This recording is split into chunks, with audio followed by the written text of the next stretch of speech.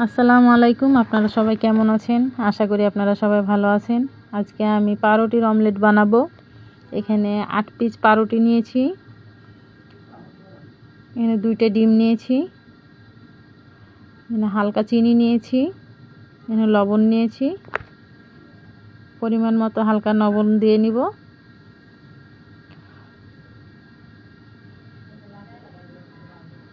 হালকা চিনি নিব, যে যেরকম খেতে পছন্দ করেন আপনারা ওভাবে নেবেন। এটা ভালোভাবে আমি মিশিয়ে নিচ্ছি।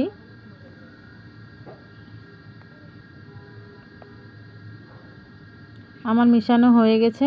আমি এখন 2 পাশটা ভালোভাবে মিশিয়ে নিয়ে গরম তেলে দিয়ে দিলাম। একে একে সবগুলো আমি এভাবে দিয়ে দিচ্ছি।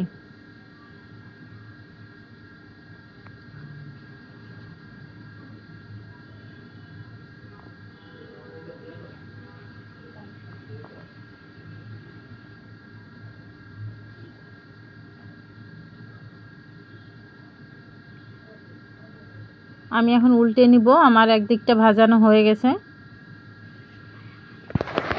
সবাই আমার পেজটি ফলো করবেন এন্ড লাইক, কমেন্ট, শেয়ার করবেন। আসসালামু আলাইকুম।